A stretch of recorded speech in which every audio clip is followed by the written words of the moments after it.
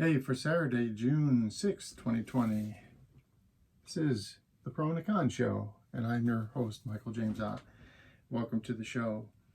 Again, making a series of these shows, going to keep going through November 3rd now, one every day, talking a lot about the topics of the day, usually. But I wanted to take a moment to 6 shows to talk about the 6 decades of my life, just to put some information out there. And so that's what I'm doing. And so this is the last decade. Currently 59 years old. So this is, there's still one year to go in this decade. We'll see where it takes us. But years 51 to 60. And so as in all shows, I talk about, hey, we've all got to be better citizens, right? So the issues are more complex, and we've got to take the time to absorb the complexity of the issues, the pro and the con, the good and the bad, the for and against. So if you're listening to an information stream and you're like, oh yeah, you're right, that guy's always right, he's great, he's right, well, you're listening to not enough information, because there's always, and the 340 million of us, there's always opposing views, and rightly so.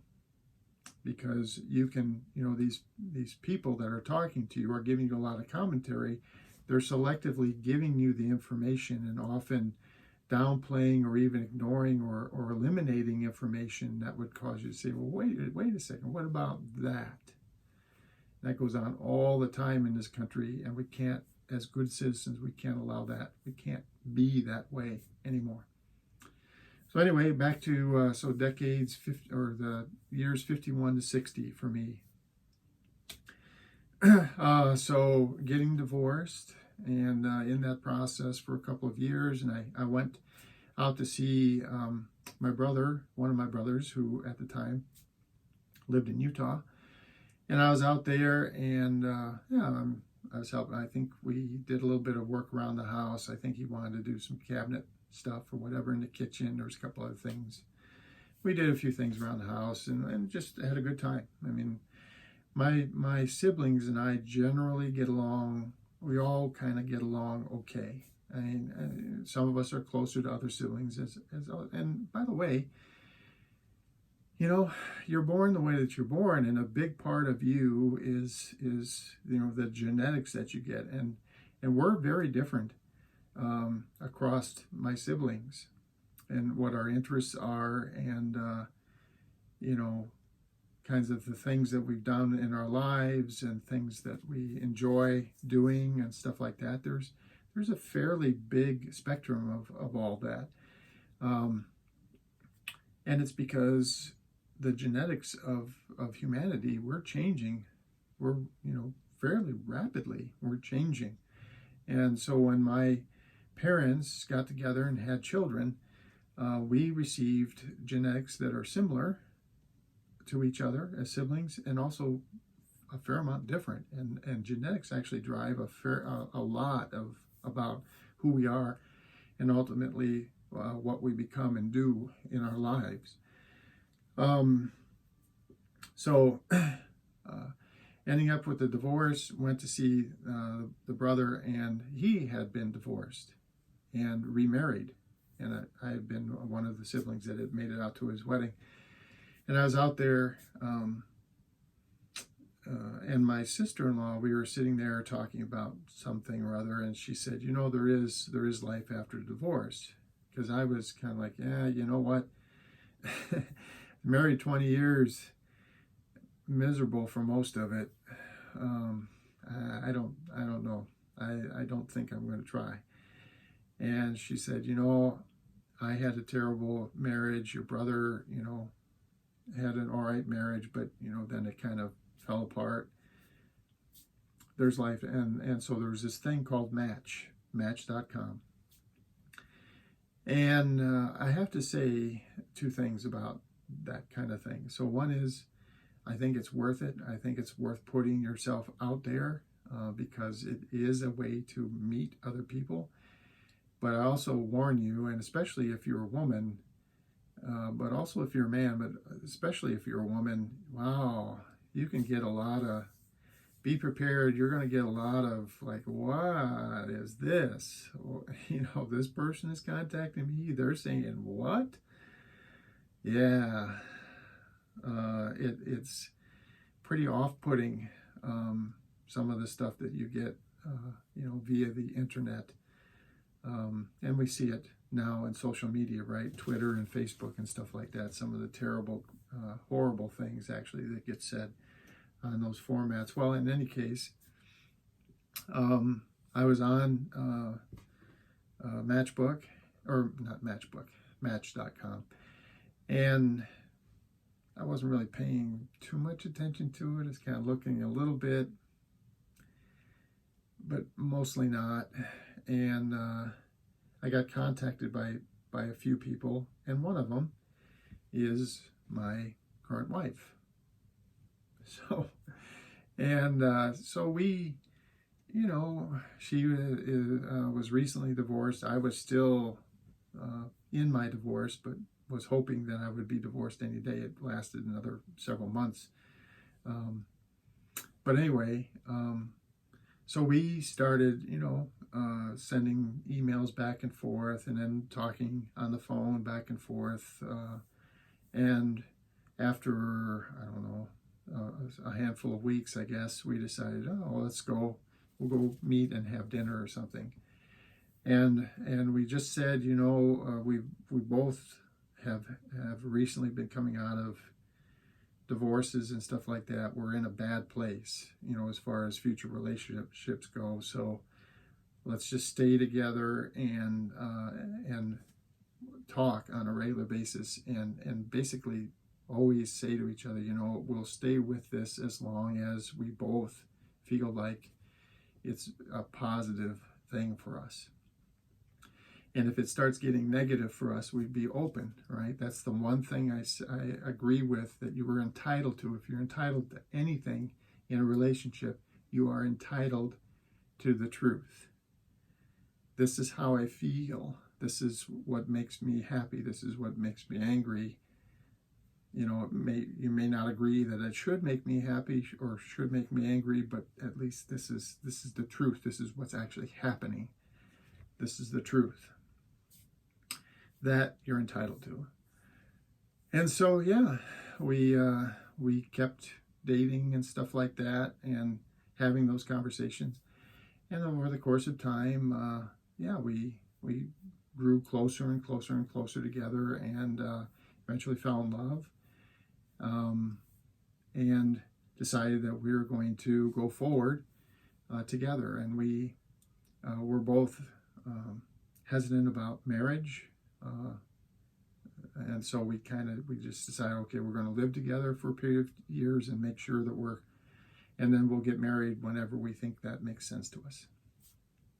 So we've been together for several years, since 2012, but only married for 3 years. It'll be 4 years come October. And I already talked a little bit about, and so my new wife has a stepdaughter. We're going through some issues with her, to be honest. But this is the teenage years and stuff like that, and so I'm not gonna talk about, it's a struggle. You try to be good parents, you try to do that, and it's really, we were thinking that her former husband would not really stay in the picture very much. We were kind of supposing that he probably would not, but he has. He's been working at being a good dad and doing a good job. And so I'm kind of on the outside of the parenting kind of thing, and Shelley and her ex-husband are working with and through the issues with their daughter, and doing as best they can, and hopefully things step by step will be in a good way for many years to come. And right now, my personal, our lives have changed. So Shelley she had done all kinds of things in regard to communications, and she had some fairly high-powered jobs in politics and things like that, and teachers associations, and then decided to get away from that to greater support her daughter. And then when I met her after the divorce, she was actually a phlebotomist, and then she's an author. She's a great writer, and she had written several nonfiction books and wanted to write fiction, and so we got her going along the trail of being an author, and she did that for a handful of years. That's all she did, was write books, and moderately successful. I mean, definitely not J.K. Rowling, but also had several books published, and with fairly good acclaim and reviews and things like that. And then she started working at the library here in Hudson. We've lived in this area for 7 or 8 years, and she started working at the library and liked it, and now step by step she's been growing in that organization. She just loves working with the community and working with the children, and helping everybody grow, and kind of nurturing people in the community through the library.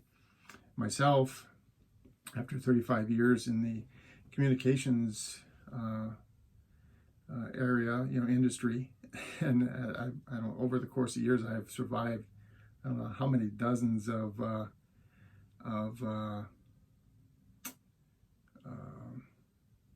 layoffs, but finally in 2019 they said, we're gonna lay you off.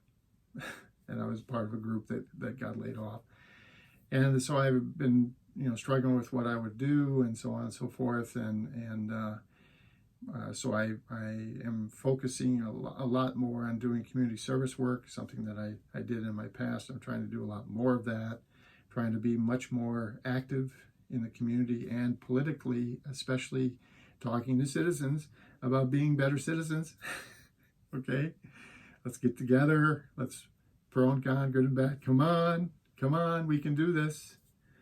And especially, and so now I've started another small business at this time with a very, very small startup kind of stuff, and we'll just see where it takes us. It's a side job for myself and my wife, and we're working on the business, and it doesn't really matter because we are in a good way financially. We don't really have any concerns, and that'll either become financially fruitful or it won't, and we will spend whatever amount of time trying to make it so, and won't really worry about it. But the last thing, so I got a couple of minutes. So one of the main things, again, being politically active and trying to convince all of us to be better citizens. I just want to say we have been living in what I call democracy 1.0. So the framers of the Constitution, this balance of power and stuff like that, checks and balances, the structure of our government is great, actually. You look over the course of time, and it has continued to work, even when there are times where various critical members of that structure have been some of the most horrific people ever.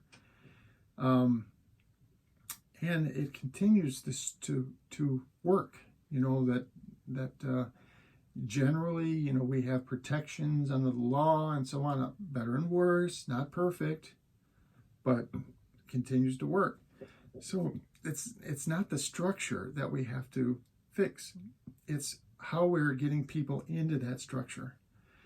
And this whole thing with the political parties and the party bosses and the special interests and the money and all that stuff, it's the two-party system, which is not in the Constitution in any way, shape, or form. It's killing us.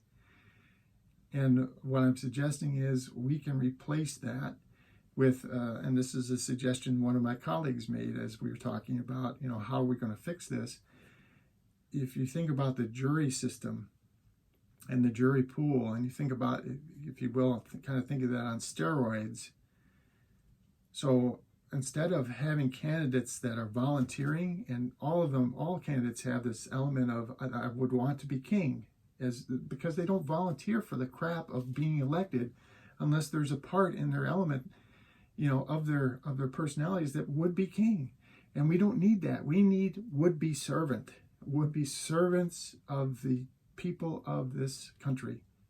So I call it Democracy 2.0, the citizen statesman.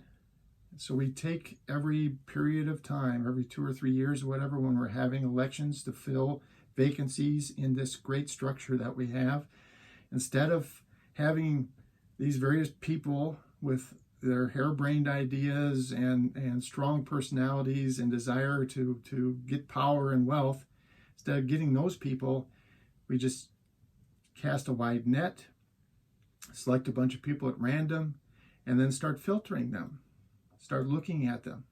And they pass through various filters of whatever we decide, and step by step, we start saying, well, yeah, this person would be a great representative from the 7th District in Wisconsin.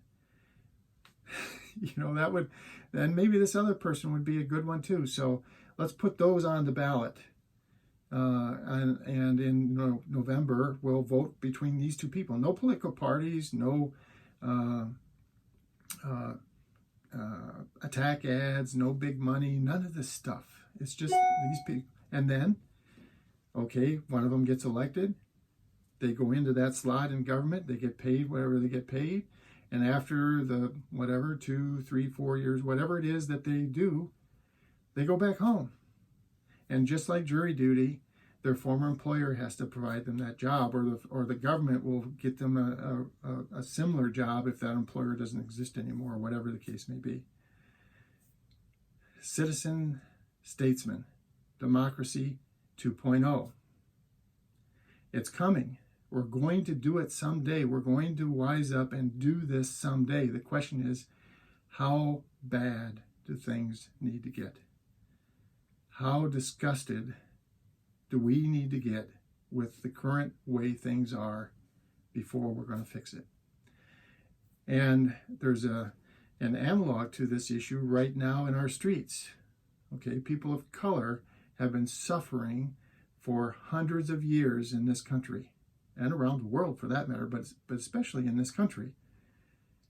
How bad do things have to get before they finally say this is enough? There's going to be zero tolerance. So we've recently gone through this. We've talked about the LGBTQ community, right?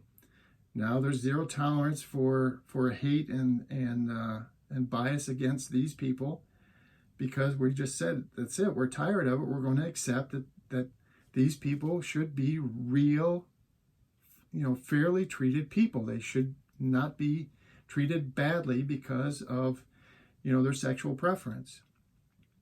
And we've had the same thing with women, okay? The sexual harassment and sexual assault. This has been going on for decades, and we finally said the whole Me Too movement, that's it. Now, and I'm not saying that we're done working on those things, but we certainly have turned the corner to saying that's it. We're zero tolerance. This shit has to stop.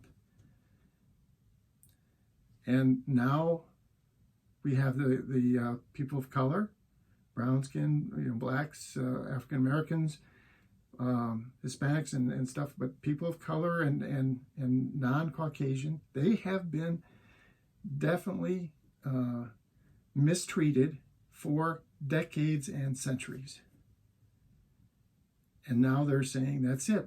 This is it. The time is now. We're done. And they should be. And I am there. We all should be there. It's time to stop. It's time to stop. And I'm also saying it's time in our government for this crap. The whole Republican versus Democrat, conservative versus liberal, all of that shit needs to stop. The time is now. It needs to stop. Citizen Statesman, Democracy 2.0. Okay, for the Pro and Con Show, I'm Michael James Ott. Until the next show, bye for now.